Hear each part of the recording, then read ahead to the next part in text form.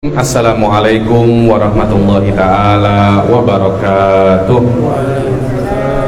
Alhamdulillah Alhamdulillahirabbil alamin. Wassalatu wassalam ala sayyidil mursalin wa ala alihi wa sahbihi wa man tabi'ahum bi ihsanin ila yaumiddin. Nawaitu ta'aluma wa ta'lim wa nafa wal intifa wal ifadah wal istifadah wal hadza ala tamassuki bi kitabillahi ta'ala wa sunnati rasulihi wa du'a ilal huda wa dalalata alal khairi wa qira'a mardatihi wa qurbihi wa thawabihi subhanahu wa ta'ala. Allahumma faqihna fid din wa alimna ta'wil. Rabbi shrah li sadri wa yassir li amri wahlul 'uqdatam min lisani yafqahu qawli waj'al li waziran min ahli. Bismillahirrahmanirrahim.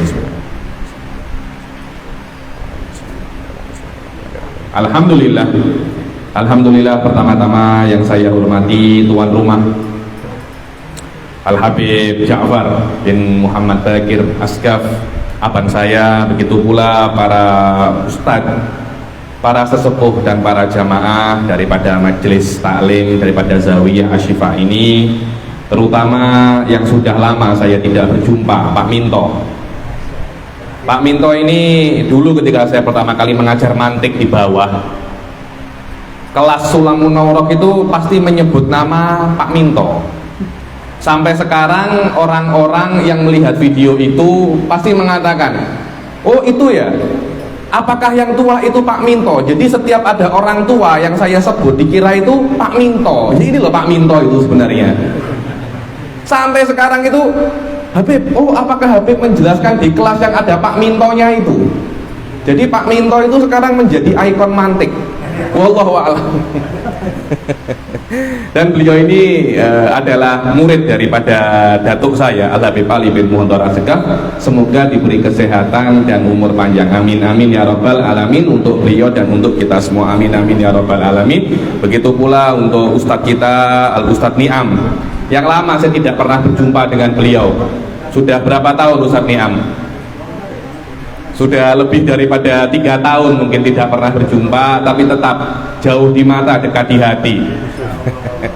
Begitu pula para jamaah yang Masya Allah masih di suasana Idul Fitri, Syawal, halal bihalal, minal aidin wal faidin wal faizin kullu amin wa antum bil khair. Semoga Allah Subhanahu wa taala menerima amal ibadah puasa kita dan kita diampuni semua dosa kita, dan semoga kita daripada sebelum bulan puasa lebih derajat kita lebih naik setelah kita melewati puasa ini, amin amin ya rabbal alamin. Alhamdulillah, walaupun dengan cuaca yang kurang bersahabat yaitu hujan ya, ini masih hujan lebat, dan insya Allah walaupun dengan cuaca yang tidak bersahabat ini, tapi tetap majelis taklim kita tetap berjalan. Ini semuanya adalah taufik daripada Allah Subhanahu wa ta'ala. Semoga Allah Subhanahu wa ta'ala tetap mempermudah kita untuk berbuat taat mulai sekarang sampai kita dijemput ajal kita, amin amin ya rabbal alamin. Alhamdulillah, kita meneruskan pengajian kita di dalam kitab Aqidatu Imam Al-Haddad, yaitu namanya Aqidatu Ahlil Islam. Ini adalah akidah-akidah dasar sebagai seorang muslim. Maknanya ketika Anda itu muslim, Anda wajib mengetahui akidah-akidah ini kalau ingin menjadi muslim. Kalau tidak ingin menjadi muslim, tidak apa-apa.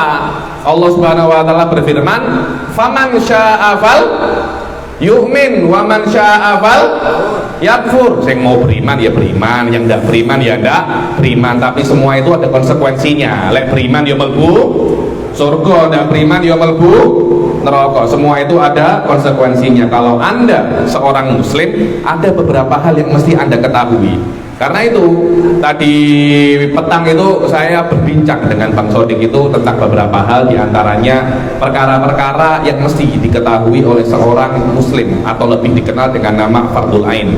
Setiap muslim itu mesti menuntut ilmu, tapi dengan kadar yang minim bagi seorang awam. Seorang ustadz berbeda, saya seorang ustadz, belajar saya mesti tinggi. Kenapa? Ya ini resiko menjadi ustadz. Lah Pak, kalau ustadz bodoh, kalau goblok berjamaah, Pak, dosanya 27 kali lipat. Lah kalau orang awam Kalau belajar secukupnya apa saja yang wajib dia tahu. Lah kalau di fikih ya bagaimana cara sholat, cara berwudu, cara bertayamum dan hal-hal yang dilakukan sehari-hari. Adapun untuk akidah, ya akidahnya Imam Haddad ini selesai. Anda mengetahui akidah ini, maka Anda tidak wajib untuk belajar akidah lagi. Anda cukup meyakininya dengan keyakinan yang sangat kuat dan Anda bawa sampai mati. Bahkan di Tarim ada lagi akidah yang lebih ringkas. Lebih ringkas lagi, namanya akidah Al-Imam Ali bin Abu Bakar As-Sakron. Setiap maghrib itu dibaca, yakni mungkin hanya 10 menit atau 7 menit dibaca terus. Dikatakan yang meninggal dan meyakini akidah yang ditulis oleh Al-Imam Ali bin Abu Bakar As-Sakron, insya Allah selamat daripada api neraka. Sebenarnya menjadi Islam itu mudah, menuntut ilmu itu mudah. Gelem apa? Ora. Allah itu tidak meminta banyak dalam menuntut ilmu. Kita loh hidup lebih daripada 65 tahun, lebih daripada 60 tahun. Alhamdulillah, kita ini ada sudah umurnya 40 tahun. Pak Mito berapa? 150. 66 tahun daripada ribuan hari yang diberikan oleh Allah kepada kita. Allah itu cuma minta wis kowe belajar yang wajib bagi kalian dalam fikih, tasawuf dan akidah. Saya kira-kira cuma 3 hari selesai. Sampai tadi itu saya dengan Pak Sodik itu, ayo kita buat program 3 hari belajar, libur selamanya. Aduh, jangan terlalu ekstrim. Terus piye? Ya sudah 3 hari untuk selamanya. Oh, lebih baik itu. Lebih baik. Maknanya daripada Islam ini untuk menjadi seorang muslim, untuk keluar daripada kewajiban, Anda itu cuma wajib belajar berapa? 3 hari intensif, 1 hari fikih, 1 hari akidah, 1 hari apa? Tasawuf. Kalau Anda tidak mempunyai waktu untuk belajar lagi, ya tidak usah belajar, tapi sisakan waktu 3 hari untuk belajar selama poin-poin yang dipelajari itu benar. Enek uangnya belajarnya 20 tahun, hadir majelis kono, hadir majelis sini, wirawiri riwariwi, tapi fardul ainnya masih belum terpenuhi karena yang dipelajari bukan poin-poin yang diwajibkan oleh Allah. Akhirnya kewajiban untuk menuntut ilmu itu masih belum terselesaikan, padahal wis teko majelis berpuluh-puluh tahun. Karena itu mesti cepat dan tepat, karena kita tidak tahu umur ini sampai berapa. Mudah kan menjadi seorang muslim itu daripada 65 tahun, Allah hanya meminta berapa? 3 hari. Lah ini sakarep mau ate bal-balan, ate bakulan jamu, ate bakulan wedhus, bakulan takwa, ate nyukur, monggo, ate mopol ya, monggo, tidak ada masalah. Sing penting aja dodolan kopi miring ae wis. Asyik. Alhamdulillah. Kita teruskan lagi akidah, pengajian akidah Islam gitu. Kita sudah sampai mana? Terakhir itu kita membaca ibaratnya Imam Abdullah bin Alawi Al-Haddad apa? La yus'alu amma yaf'al wa hum yus'alun. Sekarang kita sampai ke ibarat yang setelahnya, bahwasanya Allah Subhanahu wa taala itu hakimun fi fi'lihi. Bahwasanya Allah Subhanahu wa taala itu hakim. Nggih leres mriku. Wa anna ta'atu wajibatun 'ala ibadi. Oh ya. Oh sampai situ. Wa anna ta'atahu wajibatun 'ala ibadihi bi ijabihi 'ala alsinati anbiya'ihi wa rusulihi alaihi musallatu wassalam. Allah Subhanahu wa taala itu menciptakan kita. Kalau Allah setelah menciptakan kita tidak mengutus rasul, kemudian ada orang itu apa, kalau bahasa Arab itu fudul alias pengen tahu terhadap Allah, kepo. Nah, kepo itu bahasanya luwih spesifik.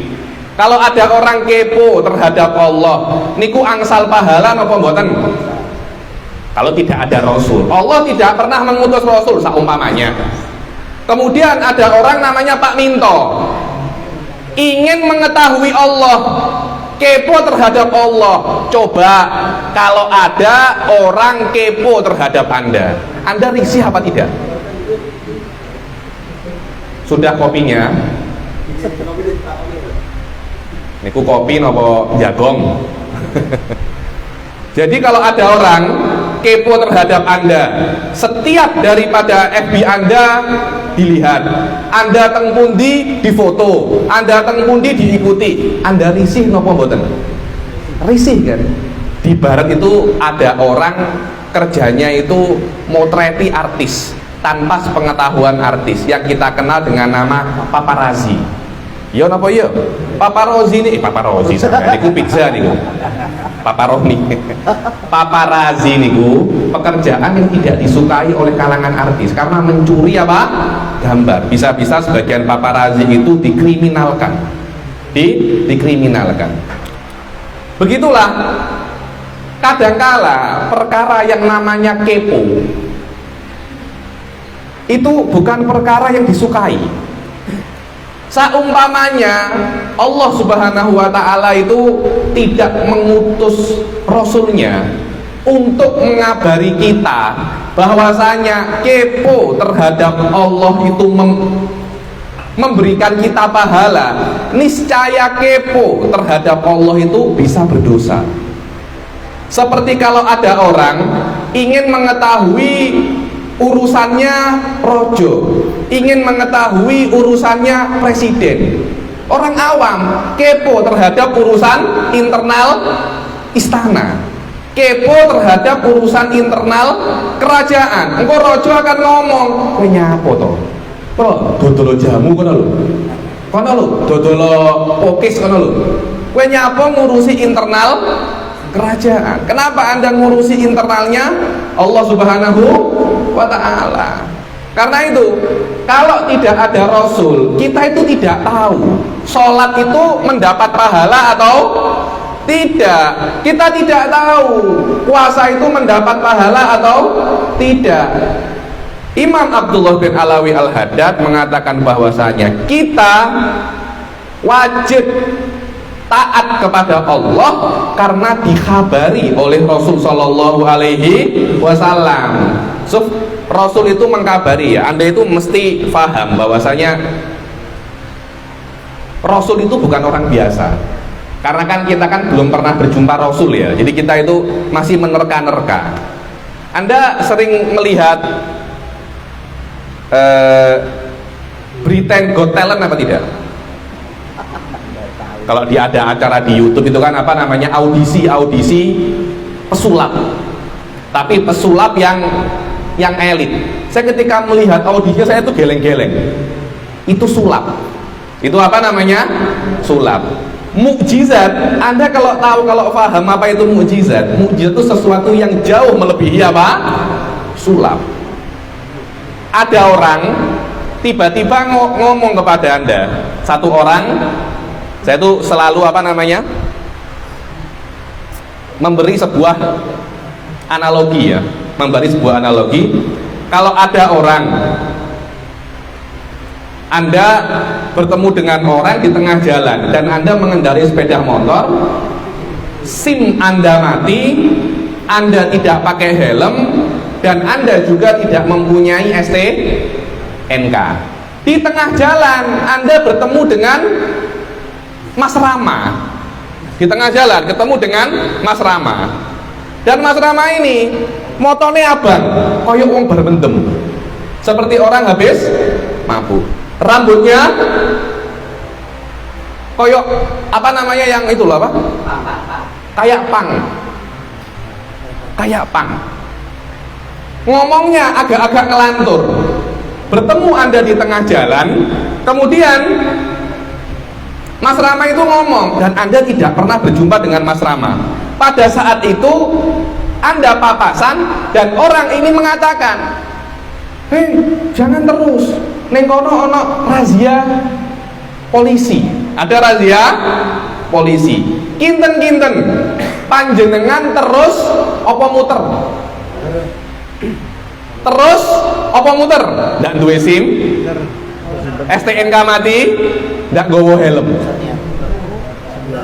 Sepeda motor colongan bisa. Kinten-kinten terus apa muter? Ana sing terus, ana sing muter. Sapa sing terus? Deg-degan apa ndak, Pak? Terus deg-degan apa mboten? deg-degan toh. Jadi terus pun dia akan deg-degan. Delok satpam wedi. Soalnya kelambine ya coklat lho. Nggih apa nggih? Kalau kula sering soalnya ya. Delok satpam, kelambine kuwi wis wedi. Kula niku lek kadang-kadang kala SIM kula niku ketinggalan. Dhisik kan wonten petugas sing niku lho. Ngelapa nyabrang-nyabrang nih tiang SMP niku lho. Kan warnane ijo to. Rompine. Kula kinten niku tiang razia kok. Wedi kula patar kula apa? Putar balik. Loh, niku lho. Padahal panjenengan hanya bertemu orang yang tidak Anda kenal. Motone abang, tindian, rambutnya pang. Dan tidak ada apa-apa. Bayangkan kalau Anda berjumpa dengan orang yang Anda kenal mulai kecil, tidak pernah berbohong. Wonge ganteng, nasabe api, tidak pernah bohong. Moro-moro umur 40 tahun ngomong, kalian ini wajib beriman karo Allah. Kalian ini wajib sholat. Aku iki Rasulullah. Di atas itu duduk nggawa sulap, tapi nggawa mukjizat. Mukjizat itu bukan sulap, juga bukan sihir. Sesuatu yang luar biasa di atas imajinasi kita. Bayangkan Nabi Musa membelah lautan. Panjenengan kalau saiki lek anek wong jangan membelah lautan, membelah kali berantas bebelahan. Mboten saged, Pak. Kali berantas mboten saged. Kan kalau ada orang itu mengaku nabi, ada orang mengaku nabi, oh saya senang. Alhamdulillah ada nabi baru. Saya yang pertama kali beriman, saya minta satu, apa mukjizat Anda? Nabi Musa membelah lautan, oh saya membelah kerupuk saja. Loh, itu senes mukjizat. Hampir semua nabi-nabi yang mengaku baru di Indonesia ya, tidak punya mukjizat. Mukjizat itu adalah stempel kebenaran nabi. Kalau memang Anda nabi, Anda pasti membawa mukjizat. Nabi Musa bisa membelah laut. Nabi Sulaiman miber kayak Superman. Miber mengendarai apa? Angin miber. Nabi Isa menghidupkan orang mati. Lihat bagaimana dahsyatnya apa? Mukjizat. Orang semacam itu ngabari. Ono Tuhan ini jenenge Allah. Lata dan Uzza, berhala-berhala yang kamu sembah itu semuanya keliru. Anda wajib sholat, Anda wajib zakat, Anda wajib puasa. Kinten-kinten. Terus dia ngomong juga, kalau Anda beriman, Anda masuk surga. Kalau Anda tidak beriman, Anda masuk neraka. Kinten-kinten. Kalau Anda tidak beriman, deg-degan apa mboten? Deg-degan, Pak. Tetap deg-degan nih. Deg-degan. Kenapa? Karena potensi dia benar itu sangat besar. Lebih besar potensinya benarnya Mas Rama razia tadi itu. Padahal kalau panjenengan benar ada razia, paling pol ditilang, didenda, paling pol Anda masuk penjara. Apanya itu? Motornya dikandangno, selesai masalah. Anda tidak akan masuk neraka dengan ditilang, Pak. Anda paling masuk penjara ya, masuk neraka tidak. Nah, kalau Anda tidak beriman, potensinya Anda akan masuk neraka apa? Selamanya. Akhirnya rasa deg-deganmu semakin tinggi. Anda tidur tidak bisa. Jangan-jangan Muhammad itu benar. Jangan-jangan salah. Wes Rasulullah SAW hanya menyampaikan saja. Karena itu apa yang dikhabarkan oleh Rasul Shallallahu Alaihi Wasallam tentang apa yang wajib kepada kita, semuanya itu tidak ada yang dusta, semuanya itu benar. Kalau Rasul Shallallahu Alaihi Wasallam tidak mengabarkan bahwasanya sholat itu wajib, berzina itu haram, niscaya tidak ada pahala dan dosa. Bisa-bisa sebaliknya. Bisa-bisa apa? Sebaliknya. Kalau Allah mau, Allah akan membuat minum arak itu berpahala. Sholat itu apa? Berdosa. Akan tetapi hikmatullah mengatakan bahwasanya amalan-amalan taat adalah seperti sholat, zakat, puasa, berzikir, semuanya itu adalah amalan-amalan yang membuat pahala. Yang lainnya adalah membuat dosa. Itulah makna daripada perkataan Imam Abdullah bin Alawi Al-Haddad, wa anna ta'atahu wajibatun ala ibadihi bi ijabihi ala alsinati anbiya'ihi wa rusulihi alaihi musholatu wassalam, bahwasanya taat kepada Allah itu wajib. Bukan karena sholat itu wajib, bukan, karena sholat diwajibkan oleh Allah melewati Rasul dan para nabinya. Karena itu Rasul dan para nabi itu rahmat. Bayangkan kalau tidak ada Rasul dan nabi, tahu dari mana kita itu sholat wajib? Ndak anak Nabi Muhammad, caramu sholat piye? Engko Pak Minto jengking, engko ramah satu-satu ping telu. Ya sholatku ya kaya ngene, engko Mas Apip gebres-gebres. Loh, banyak kan Anda kalau melihat ibadah kan macam-macam kan. Tapi lihat ibadahnya umat Islam, hampir semuanya itu sholat, hampir semuanya itu apa? Puasa. Kenapa? Karena ada Rasul Shallallahu Alaihi Wasallam yang mengkhabari tentang kewajiban sholat. Wa nu'minu bi kulli kitabin anzalahullah, dan kita beriman dengan setiap kitab yang diturunkan oleh Allah. Kitab itu wonten 4 nih yang diturunkan oleh Allah dan disebutkan di dalam Al-Quran: Zabur, Taurat, Injil, dan Al-Quran. Itu namanya adalah kitab. Selain daripada Al-Quran, diturunkan itu langsung seperti Zabur. Zabur itu ketika diturunkan oleh Allah langsung, ini loh, kitab Zabur langsung satu. Injil pun juga sama, Taurat pun juga sama. Berbeda dengan Al-Quran, turunnya itu sedikit demi sedikit, tidak langsung banyak, tapi sedikit demi sedikit. Nah, kalau yang sekarang macam mana? Ya yang sekarang Taurat, Injil yang ada sekarang, kita sebagai umat Islam meyakini banyak daripada bagian-bagian daripada Taurat dan Injil yang ada itu sudah dipalsukan oleh para rahib-rahib zaman dahulu. Itu keyakinan kita sebagai umat Islam dan disebutkan di dalam apa? Al-Quran. Yuharrifunal kalima an mawadhihi, mereka itu memalsukan firman-firman Allah daripada tempat aslinya. Pas Anda wajib mengetahui 4 kitab ini. Yang lainnya apakah ada kitab-kitab yang lain? Ada, tapi kami tidak wajib tahu. Selain kitab 4 ini tidak wajib Anda imani. Apakah saya wajib beriman dengan kitab Weda? Tidak. Itu bukan kitab yang diturunkan kepada nabi-nabi Allah. Apakah wajib beriman dengan kitab apa itu? Satunya itu Tripitaka? Tidak. Kenapa? Karena Allah tidak menyebutkan kitab itu diturunkan kepada nabi-nabi umat Islam. Loh iya, ada kitab Zabur, Taurat, Injil. Nah, itu wajib kita imani. Begitu pula Al-Quran. Wa bikulli rasulin, begitu pula wajib kita itu beriman dengan setiap rasul. Wonten benten nggih perbedaan antara nabi dan rasul. Niku beda. Kalau nabi itu orang yang diturunkan kepadanya wahyu, niku nabi. Intinya ketika Allah itu menurunkan wahyu kepada nabi, maka seperti pembelajaran daripada Allah kepada orang. Sebelum, biasanya nabi itu sebelum diutus, orang itu sebelum diutus diturunkan wahyu dulu, diajari oleh Allah. Seperti Nabi Muhammad sebelum diutus itu ada beberapa bulan diturunkan wahyu dulu. Setelah wahyu itu diturunkan dan Nabi sudah siap, baru diutus kepada umatnya.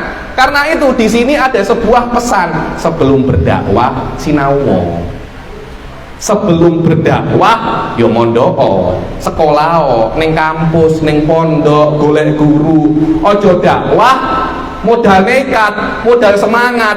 Jangan. Kenapa? Karena kadangkala Anda itu salah paham. Karena yang dakwah itu mesti amar ma'ruf nahi mungkar. Anda tidak akan bisa menyuruh kebaikan kecuali Anda mengetahui kebaikan itu apa. Anda tidak akan bisa untuk melarang keburukan, melarang kemungkaran, kecuali Anda mengetahui kemungkaran itu apa. Kalau Anda tidak belajar kemudian ceramah, wah saya punya ghirah Islam yang kuat, saya ingin berdakwah. Loh, ghirah Islam alhamdulillah ibadah, tapi untuk berdakwah cerita lain. Karena kalau Anda berdakwah tanpa belajar, jangan-jangan Anda itu bukan amar ma'ruf nahi mungkar, tapi amar mungkar nahi ma'ruf. Dan berapa banyak hal-hal ini terjadi kan? Kadangkala ada orang itu macam-macam lah, nanti kalau saya cerita di sini engko dibilang Habib ini cebong atau kampret. Tetapi memang banyak, rata-rata orang itu tersilap antara terorisme dan memegang teguh agama. Hal-hal semacam itu bedanya sangat tipis.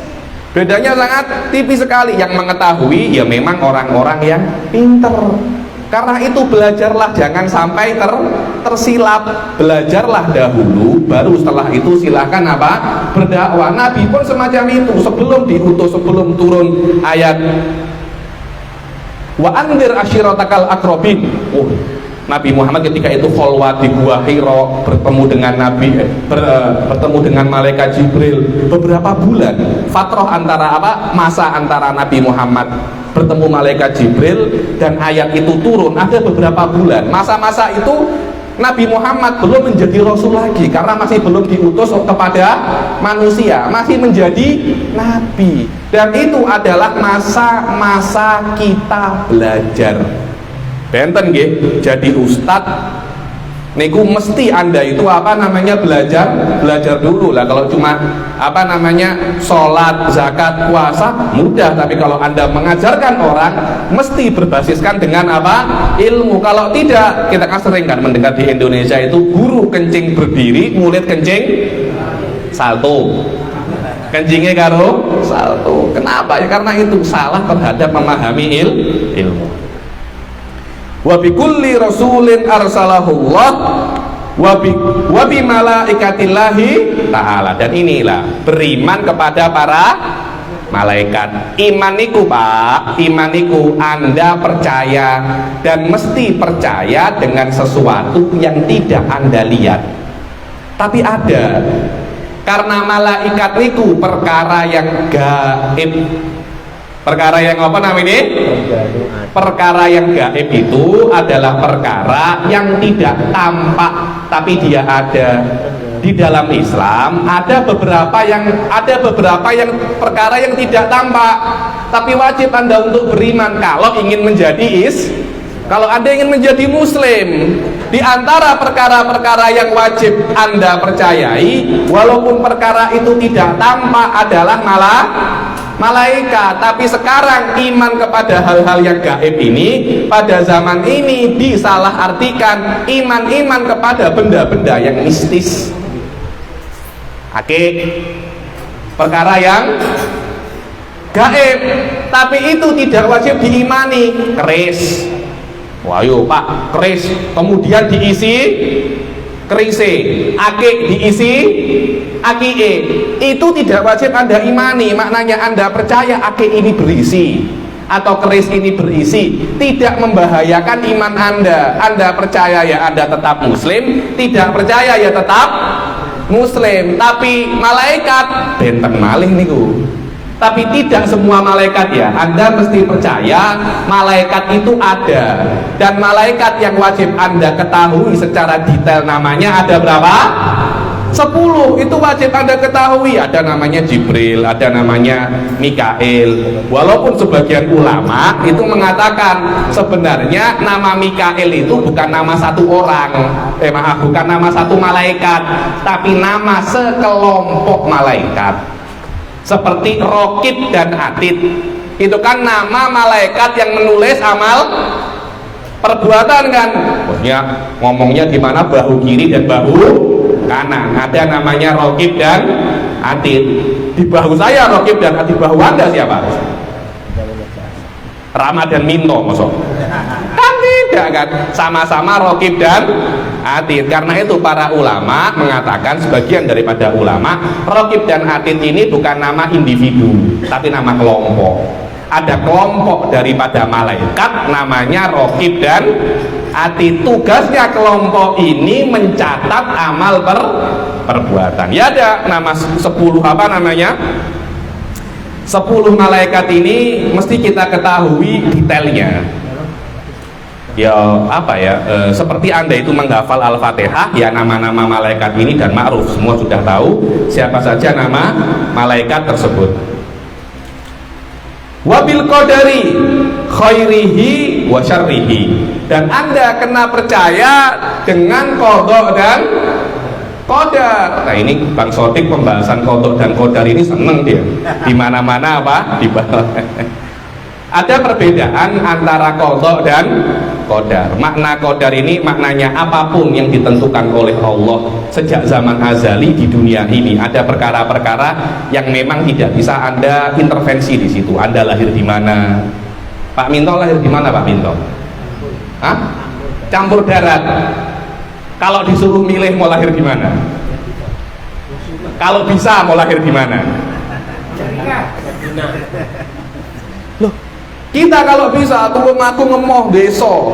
Kita orang-orang lahirnya di Jakarta, orang-orang yang lebih apa namanya lebih global, lahirnya di mana? Di New York. Tapi kan tidak bisa kan Anda memilih kan? Ya sudah, itu namanya qadar. Perkara-perkara yang tidak bisa Anda pilih dan itu dipilih oleh Allah, itu namanya apa? Qadar. Anda lahir di mana, siapa orang tua Anda, itu perkara-perkara yang tidak bisa Anda pilih. Baik dan buruk, Anda terkena corona, bisa Anda pilih. Kalau orang mau ya tidak mau terkena corona, aku mau terkena corona. Kecuali kalau orang mau kerja, tidak mau masuk kerja, aku tak kena corona, ben iso bolos kerja. Mana Mas Zabroni?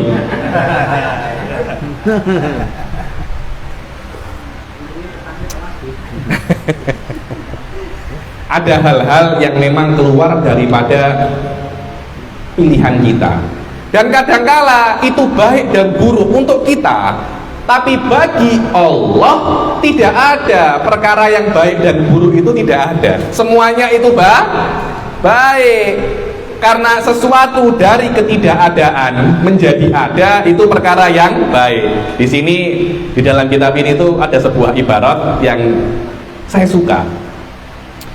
Taklikannya komentar daripada Syekh Muhammad Hasan al-Makhluf, seorang mufti, kepala mufti Mesir pada zaman dahulu.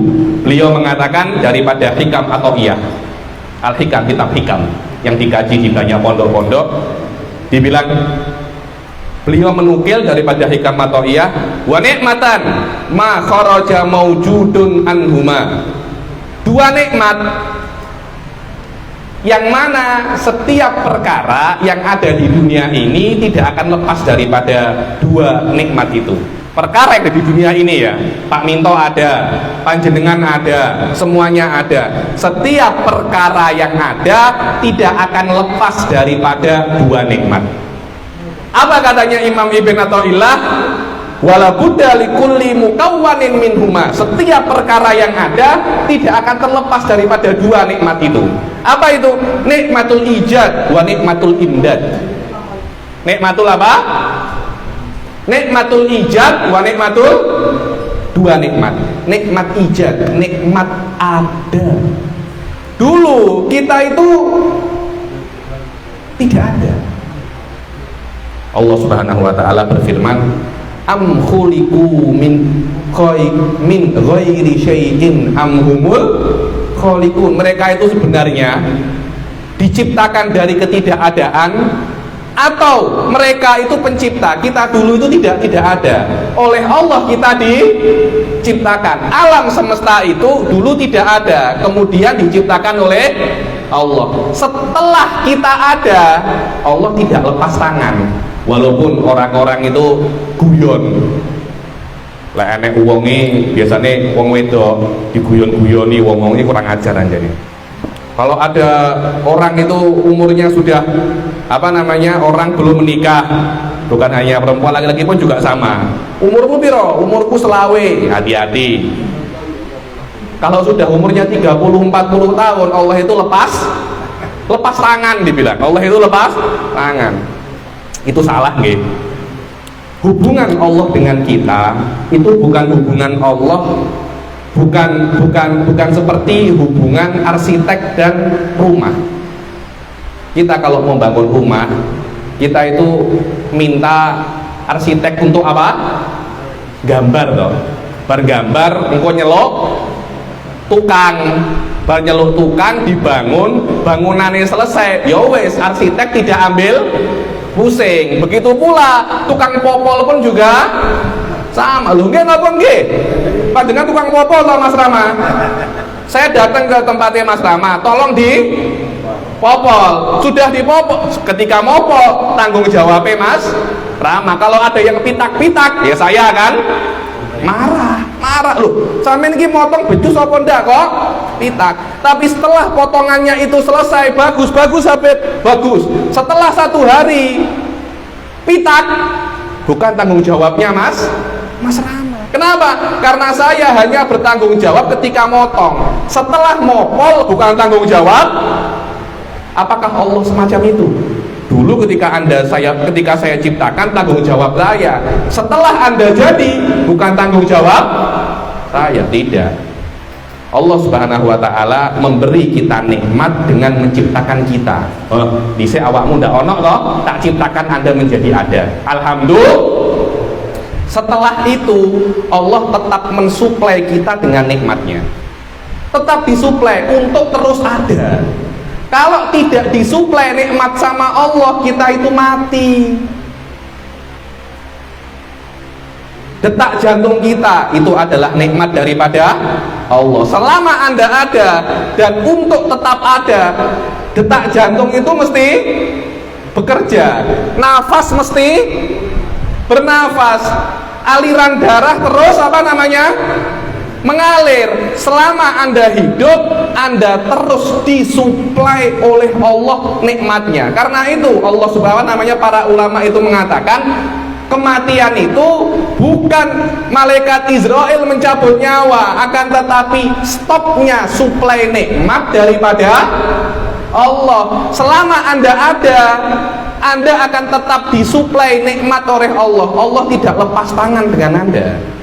Hubungan Allah dengan kita bukan hubungan seperti hubungan arsitek dengan rumah, bukan seperti hubungan tukang popol dengan pelanggannya, bukan semacam itu. Hubungan Allah dengan kita perlu kepada Allah di awal, dan kita akan terus perlu kepada Allah. Dan itulah makna apa? Nahnu fuqara'u ilallah. Kita itu fakir.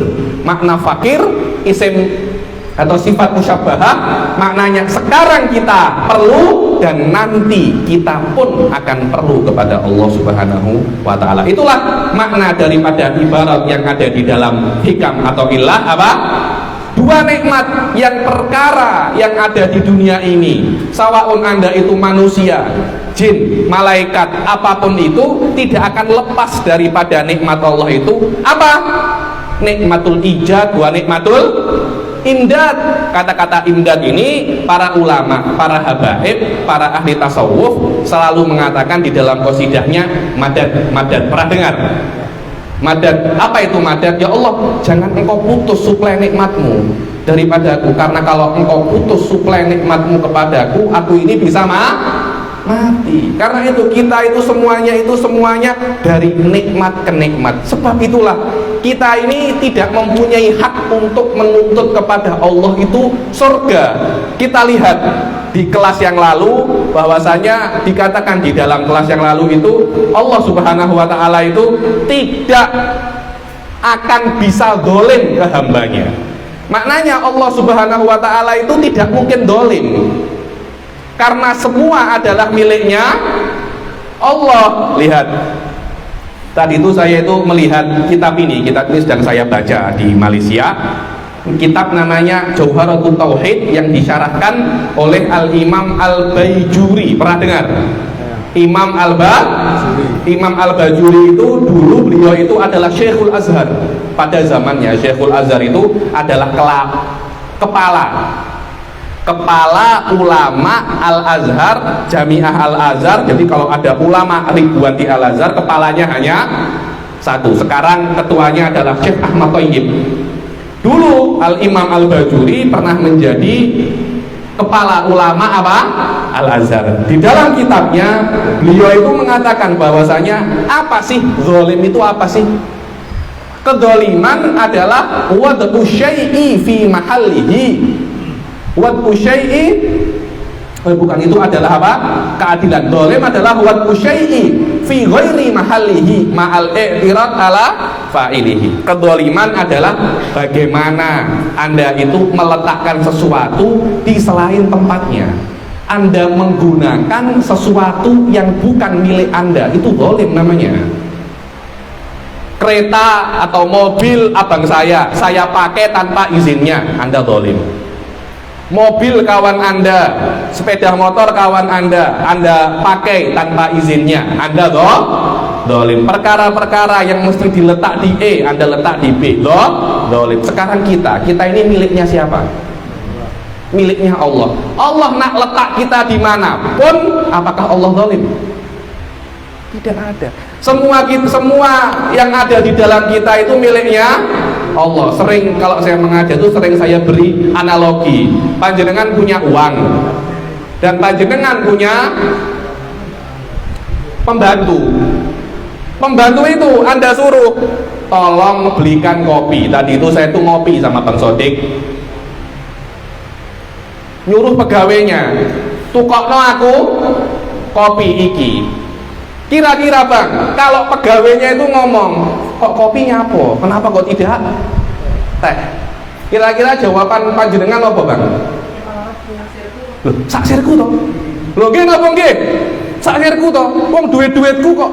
Ya sak sirku, bah ate tak tukokne kopi, ate tak tukokne susu, ate tak sebar ya bah duit-duitku dewe.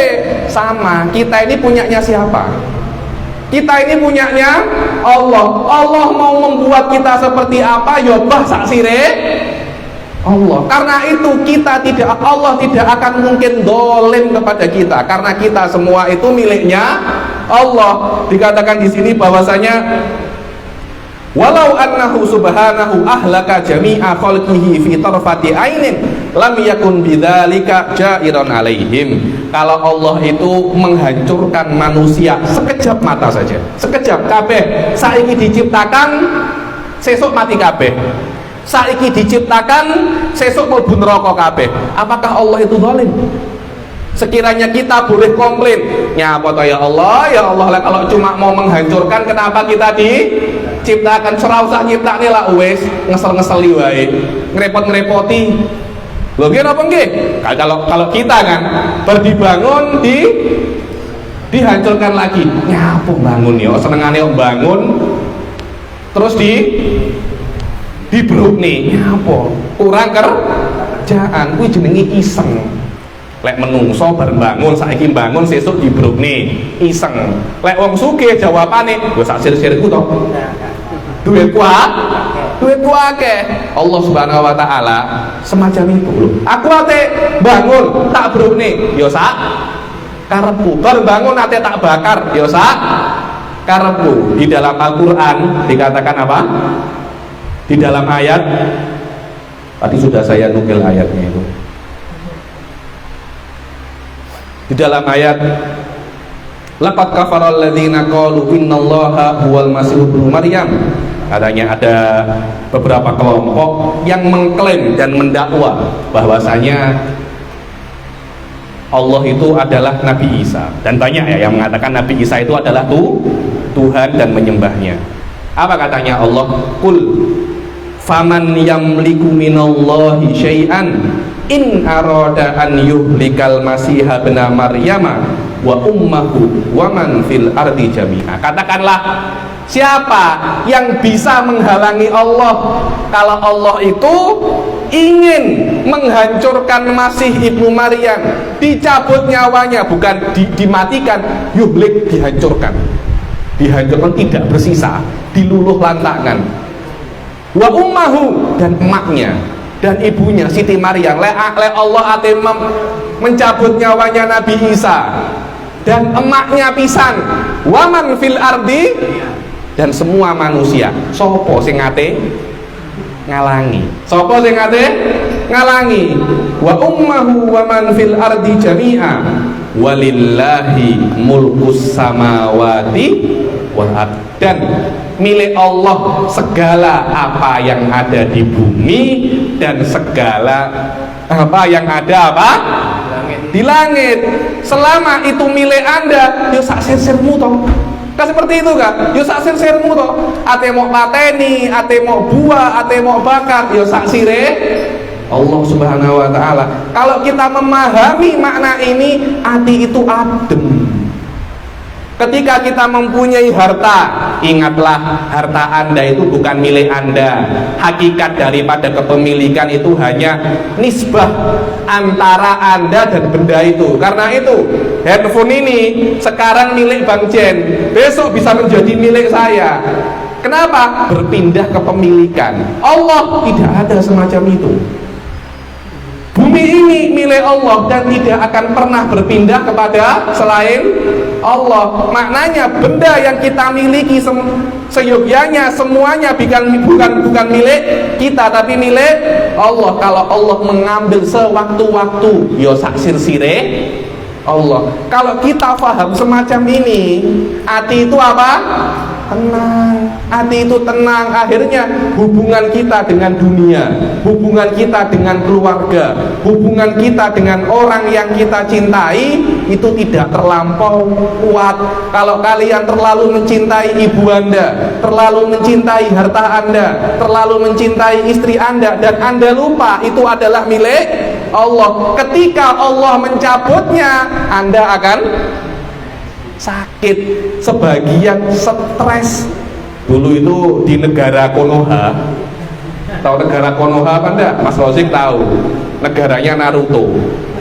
Ada orang itu sudah terbiasa mempunyai jabatan tinggi. Lek ning Naruto ini jenenge Hokage. Kemanapun diminta hormat, ketemu orangnya mesti apa namanya? Hormat, hormat, hormat. Dia lupa jabatan itu bukan milik dia. Jabatannya manusia ada yang namanya pensiun. Ketika dia pensiun, dia tidak terima. Jabatannya kok hilang. Akhirnya dia itu stres. Bagaimana cara ngobatinya? Kata dokter kepada anak-anaknya, kue nyewo satu orang yang setiap hari, setiap pagi apa? Hormat, agar mengingatkan dia bahwasanya jabatan itu masih ada. Dia lupa jabatan itu bukan milik dia, jabatan adalah miliknya Allah. Kenapa? Karena jabatan hanya sesuatu yang apa ya, yang sementara bagi Anda. Hakikat daripada jabatan, izzah, kemuliaan hanya milik Allah. Kalian itu mulia karena dimuliakan oleh Allah. Kalau kalian mau dihancurkan oleh Allah, gampang kok. Gampang sekali. Saya bilang, kalau Allah menyebarkan apa yang kita lakukan di kamar mandi saja, piye cara ngisingi, piye cara nguyuhe, tidak ada orang mau berteman dengan kita. Kalau Allah ingin menyebarkan apa yang ada di HP kita, habis. Apa yang kita browsing, apa yang kita share di grup-grup kita, di grup-grup private, di grup-grup yang privasi, tidak ada orang mau dengan kita. Maknanya kemuliaan kita bukan mulia hakiki, bukan, tapi tutupan daripada Allah, ditutupi kita. Kemuliaan kita adalah tutupnya aib kita. Berbeda dengan kemuliaan Allah. Kemuliaan Allah memang hakiki, mempunyai sifat-sifat yang mulia. Kalau kemuliaan kita hanya aib-aib kita yang ditutupi oleh Allah. Kalau Allah sudah tidak ingin memuliakan kita, berapa banyak orang-orang dulu itu terkenal, kemudian video skandalnya apa? Viral. Video yang tidak senonohnya apa? Keluar. Sampai saat ini diingat, oh orang ini pernah punya kasus video XXXXX. Sampai sekarang itu maknanya Allah Subhanahu wa taala sudah tidak menginginkan dia itu untuk mulia. Karena itu kita selalu meminta kepada Allah, ya Allah, ya Sattar, jangan engkau buka aib-aib kami, teruslah aib kami itu ditutupi. Karena dengan ditutupnya aib ini kita menjadi apa? Mulia. Wa nu'minu bil qadari khairihi wa syarrihi, dan kita beriman kepada Allah terhadap apa yang sudah ditentukan oleh Allah kepada kita daripada perkara-perkara yang kita tidak mempunyai pilihan di dalamnya, yang buruk untuk kita dan yang baik untuk kita. Kita imani semuanya daripada Allah, cuma adabnya jangan kita itu menisbatkan perkara-perkara yang buruk kepada Allah. Tidak benar, tapi tidak ada adabnya. Anda kalau mau berdoa, ya Allah sang pencipta langit dan bumi, kan enak kan? Pujian. Anda tidak boleh berdoa, ya Allah yang mengilhami para maling untuk mencuri. Tidak boleh semacam itu. Ya Allah yang menciptakan babi, tidak boleh semacam itu. Loh, padahal benar, tapi tidak ada adabnya. Ya Allah yang menciptakan para setan dan iblis, leres niku, leres, tapi tidak ada adabnya.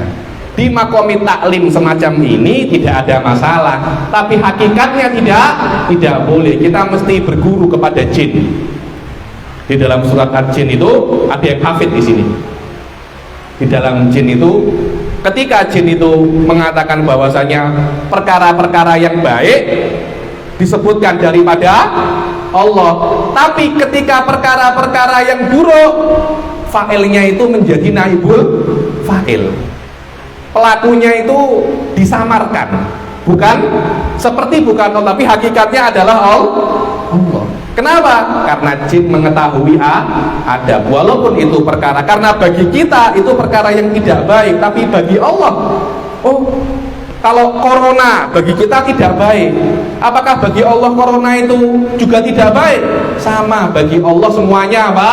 Baik, karena semuanya adalah milik Allah. Allah mau buat apa terpulang kepada Allah. Itulah wabil qadari khairihi wa syarrihi. Adapun qadha adalah ketika nanti tahun berapa ini? 2022 corona akan hilang. Amin amin ya rabbal alamin. Ketika tahun 2022 Allah merealisasikan perkara itu namanya qadha. Sudah dirancang sejak zaman azali, itu namanya qadar. Realisasinya namanya apa? Qadha. Kita mesti beriman bahwasanya ada perkara-perkara di dunia ini memang sudah diatur oleh Allah. Kita di antara perkara-perkara itu ada sedikit keinginan kita, kebebasan kita untuk memilih, seperti memilih kita untuk di sini, memilih di pada jam ini, ya kan banyak pilihan kan. Jam berapa ini? Jam 10. Anda mempunyai pilihan, Anda bisa hadir ke zawiyah ini untuk mendengarkan ceramah, atau Anda pergi ke Pingka untuk ngopi. Silahkan, Anda mempunyai pilihan. Tapi di antara semua pilihan itu kalian memilih ke zawiyah, dan Allah mempermudah kalian datang ke zawiyah. Itu adalah pilihan kita yang akan dipertanggungjawabkan oleh kita sendiri di hadapan Allah Subhanahu wa ta'ala. Akan tetapi Anda menjadi orang Tulungagung, lahir daripada orang tua yang khas, kemudian umur Anda itu selalu berjalan, tidak pernah mundur. Semua itu adalah ketentuan Allah yang sudah ditakdirkan oleh Allah sejak zaman azali. Dan kita mesti beriman, kita mesti terima, ya Allah nyapa kok menungso tambah tuwek, kok ndak ono kaya Benyamin Button itu, film apa? Benyamin Button yang selalu tambah muda, bukan tambah tua. Kenapa kok manusia di dunia ini tambah tua? Kenapa kok tidak kayak yang surga? Tetap terus umurnya 30 tahun, 35 tahun, tidak pernah tua. Kenapa semacam itu? Ya sudah, semua itu takdirnya Allah. Kita tidak boleh komplain terhadap itu. Anda seperti nantang Allah Subhanahu wa ta'ala. Itulah makna wabil qadari khairihi wa syarrihi, wabil qadai wal qadar. Kita mesti beriman dengan semua apa yang sudah ditentukan oleh Allah Subhanahu wa ta'ala. Dengan ini selesai sudah hal-hal yang berkaitan tentang apa yang wajib kita imani berkaitan tentang Allah Subhanahu wa Ta'ala. Insya Allah kelas yang akan datang, pengajian akan datang, kita akan masuk ke perkara-perkara yang wajib kita imani berkaitan tentang Rasul Sallallahu Alaihi Wasallam. Sekarang sebelum saya tutup, jika ada pertanyaan silakan. 3 pertanyaan saja saya terima. Monggo. Nggih. Yang pertama mengenai tadi disampaikan bahwa kitab Zabur, Taurat, dan Injil itu diturunkan Allah. Jangan di luar, pakai mic. Pakai mic.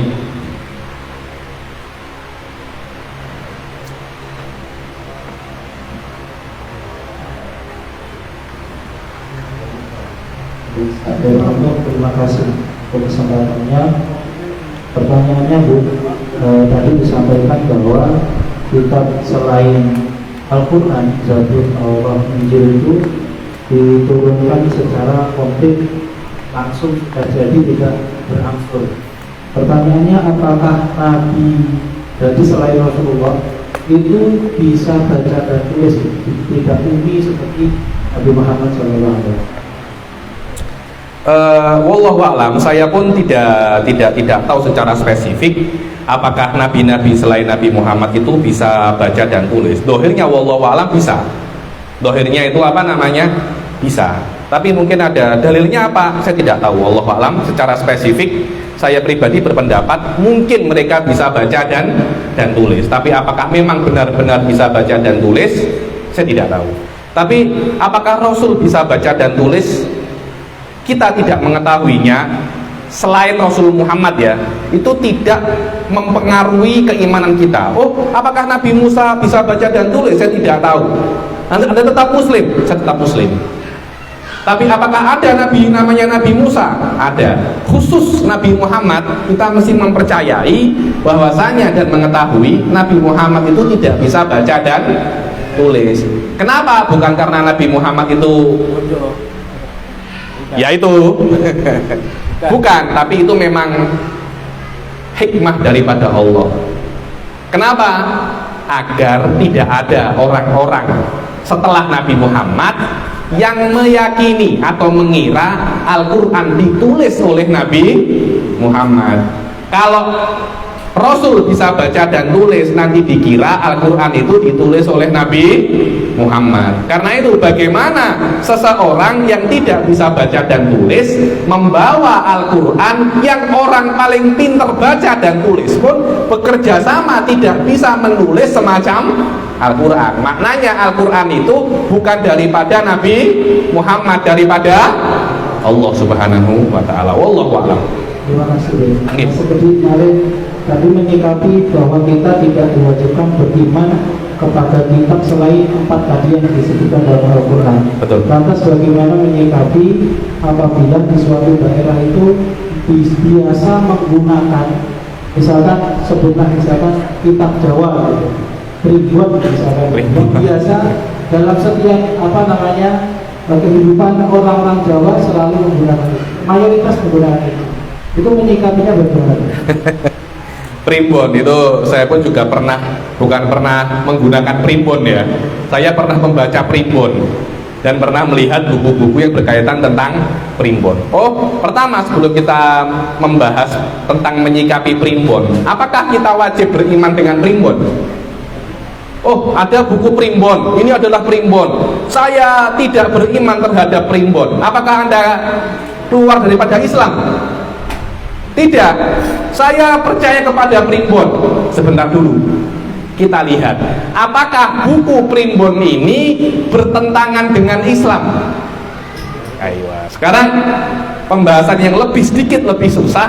Makna bertentangan dengan Islam apa? Ayo, tidak sesuai dengan syariat, itu hanya pengulangan kata-kata saja sebenarnya. Tidak sesuai dengan Islam, ya tidak sesuai dengan syariat, sama saja itu. Tapi maknanya apa? Wahabi beten. Tidak sesuai dengan syariat, menurut Wahabi adalah tidak ada dalil daripada kitab dan sunnah. Lek ndak ana dalile kuwi jenenge bid'ah. Wa kullu bid'atin. wa kullu dolalatin. Apakah yang di primbon ada dalilnya? Tidak ada. Maknanya primbon itu bid'ah. Wa kullu bid'atin fal primbon. Itu kalau kita pakai dalilnya Wahabi 1 tambah 1 2 selesai. Wes sing gunakne primbon bid'ah masuk neraka. Ikulah dalile Wahabi. Ahli sunnah beda malih. Makna sesuatu itu bid'ah, makna sesuatu itu haram yang bertentangan dengan larangan daripada Nabi. Kalau Nabi melarang dan Anda melanggar larangan Nabi, itu bid'ah, itu haram. Jadi apakah ada hadis yang melarang menggunakan primbon? Bukan ada hadis yang memperbolehkan, bukan. Hadis yang melarang. Apakah ada hadis? Apakah ada hadis yang mengatakan, Rasul mengatakan al primbonu haram? Di dalam kutubus sittah ada waman qara al primbon dakhalan nar. Al primbon haram wa kullu haramin finnar. Ada semacam itu. Karena itu kita mesti melihat yang ada di dalam primbon itu apa. Apakah yang ada di dalam primbon itu bertentangan dengan syariat, bertentangan dengan iman kepada Allah, bertentangan dengan iman kepada Rasulullah? Lah kalau cuma setakat pasaran pon wage apa? Pon wage kliwon legi, apa masalahnya? Wong biasanya kalau wage kok pasare wedhus ning kono. Dulu kan saya kan keluarga jualan kambing kan. Jadi kalau iki wage, engko bapakku tuku wedhuse ning pasar wage, lek kliwon ning gone pasar kliwon. Lek ngono e bid'ah, angel uripmu. Sumpah angel uripmu. Menggunakan pasaran pon kliwon wage legi, apakah ada dalil pengharamannya? Apakah pernah Rasul mengatakan awakmu mesti gawe apa jenenge dinoi Senin Selasa Rebo Kemis, lek gawe pon kliwon iki ora oleh. Apakah ada dalilnya? Selama tidak ada, itu tidak ada masalah. Itulah perbedaan bagaimana kita menyikapi perkara yang haram antara ahli sunnah dan Wahabi. Kalau Wahabi pon kliwon, apakah ada dalilnya? Tidak ada, bid'ah. Wa kullu bid'atin dolalah. Fal pasaran Jawa finnar, langsung sing haram kakean. Karena itu Anda mesti melihat, saya tidak pernah membaca primbon secara detail ya, tapi nanti kalau ada yang punya primbon tolong beri saya, nanti biar saya membaca, saya melihat, mungkin nanti saya bisa tulis jurnal primbon baina syariah wal bid'ah. Primbon antara syariat dan bid'ah. Perlu, ini adalah tugas-tugasnya ulama. Saya dulu pernah jumpa dengan orang, ada kitab di Jawa itu namanya Darmo Gandul. Ada ya? Kalau ada beri saya mau baca apa sih makna Darmo Gandul. Saya hanya pernah mendengar, tapi saya tidak pernah membaca. Kalau ditanya Habib apa hukum Darmo Gandul, ya saya baca dulu. Jangan sekali-kali, kita harus biasakan, jangan menghukumi sebelum Anda tahu. Banyak orang-orang itu menghukumi tanpa tahu. Darmo Gandul tidak ada di dalam hadis, maka itu adalah haram. Itu cara di Wahabi. Cara di ahli sunnah tidak semacam itu. Dia mesti detail. Waco sik opo? Ketika bertentangan dengan Islam, dengan makna Darmo Gandul itu bertentangan dengan akidah kita sebagai seorang muslim, baru kita haramkan. Kalau tidak, ya tidak ada masalah. Hukumnya sama seperti apa? Pon, wage, kliwon dan legi sama. Wallahu a'lam bishawab. Maknanya apakah primbon itu haram atau tidak? Lihat dulu dalamnya. Saya pribadi saya belum pernah baca primbon itu seperti apa. Nanti saya minta bukunya agar saya bisa menghukumi. Nanti mungkin saya akan tulis jurnal al primbonu antara syariat dan bid'ah. Tanda tanya, tanda seru. Kan medeni toh. Nggih, monggo yang tanya lagi.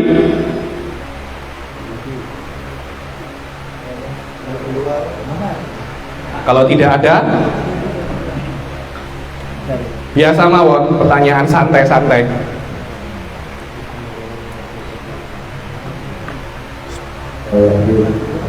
pertanyaan berkenaan dengan orang yang dengan jawaban dari orang yang mengaku sebagai hamba Allah pasti harus mengetahui apa rukun iman dan rukun Islam. Sedangkan banyak saya menemui orang mu'alaf atau mungkin baru masuk Islam, mu'alaf baru masuk Islam, atau mu'alaf yang memang mu'alaf dulu sudah masuk Islam tapi kurang pengetahuan. Bagaimana menyikapinya? Kalau ada orang itu muslim tapi dia itu tidak tahu bagaimana caranya sholat, kata nggih. Orang muslim tidak tahu bagaimana caranya wudu, kata nggih. Banyak itu.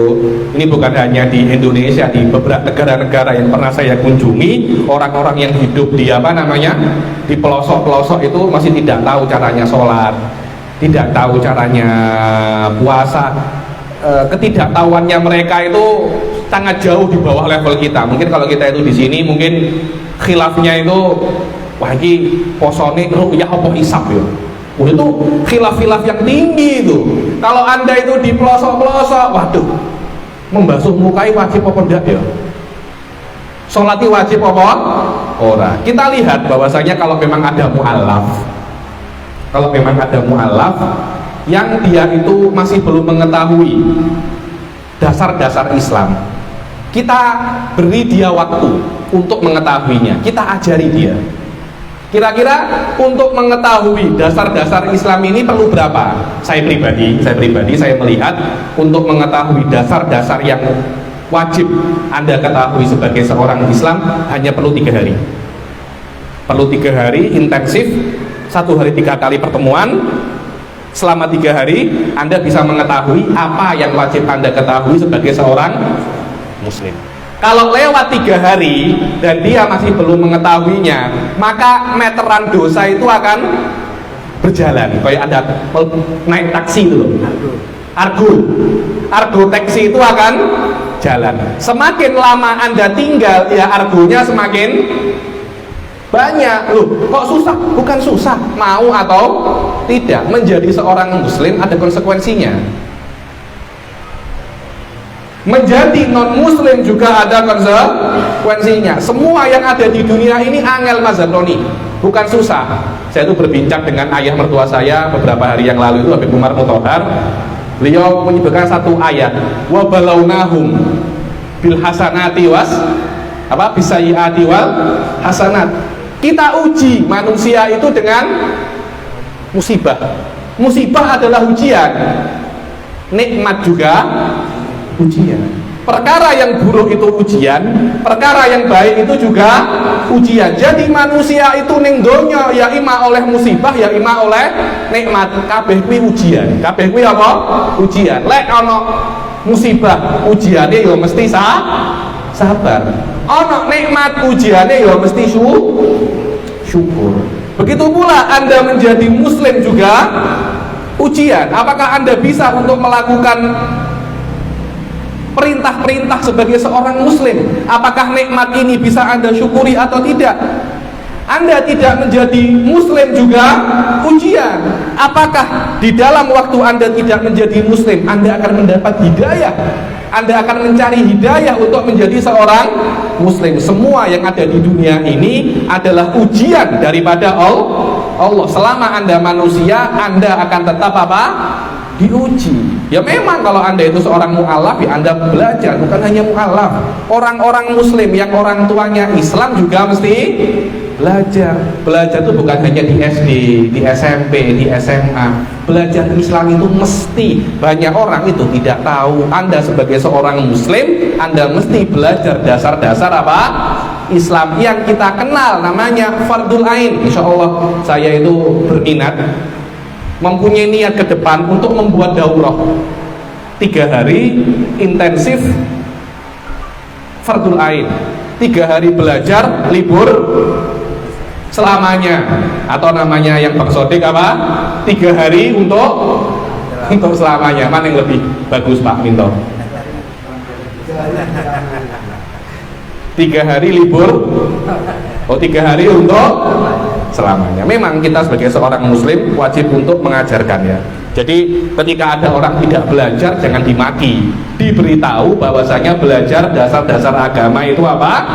Wajib. Begitu pula kalau ada orang mu'alaf, Anda mu'alaf, Anda mesti belajar dasar-dasar agama. Itu adalah konsekuensi Anda sebagai seorang muslim. Kalau Anda tidak mau menjadi seorang muslim, ya tidak usah masuk Islam. Anda tidak wajib belajar dasar-dasar agama. Nanti di akhir Anda akan kekal di neraka. Semua ada konsekuensinya. Wallahu a'lam bishawab. Ada yang mau tanya lagi? Sampun? Oke. Insyaallah kita akhiri sampai sini. Insyaallah kita berjumpa di kesempatan yang lebih baik lagi, di waktu yang lebih lama lagi, dan di kesehatan yang lebih sehat lagi. Dan insyaallah semoga majlis-majlis seperti ini terus ada sampai hari kiamat, dan semoga kita diberi semangat untuk menuntut ilmu dan istiqomah sampai hari kiamat. Al istiqomah khairun min alfi karomah. Banyak orang itu salah mentafsiri tanda menjadi seorang wali itu bukan karomah. Kenapa? Kalau tanda seorang wali itu karomah, Dajjal pun juga mempunyai perkara-perkara yang luar biasa kan. Bahkan mungkin Dajjal itu perkaranya luar biasa, perkara luar biasanya lebih banyak daripada wali, sampai dikatakan Dajjal itu adalah apa namanya, fitnah. Kalau ada orang percaya wali itu adalah yang banyak karomahnya, nanti dia bisa tersilap antara wali dan Dajjal. Belum tentu yang mempunyai perkara yang luar biasa itu wali, belum tentu, karena Dajjal pun mempunyai perkara yang luar biasa. Istidraj pun juga yang diberikan kepada orang fasik juga perkara yang luar biasa. Akan tetapi dalil daripada kewalian itu adalah istiqomah. Kalau ada orang itu istiqomah terhadap syariat mulai kecil sampai besar, tidak pernah dia melenceng, ketahuilah dia adalah wali. Kalau cuma dia mempunyai karomat, belum tentu dia itu apa? Wali. Semoga kita diberi istiqomah mulai kita kecil sampai kita besar, dan semoga Allah Subhanahu wa taala beri kita orang-orang yang meninggal dalam keadaan ahli sunnah wal jamaah dan husnul khotimah, dan semoga kita semua diberi rahmat dan disampaikan kepada Ramadan tahun depan, dan semoga kita diberikan panjang umur, sehat walafiat, rezeki yang banyak, berkah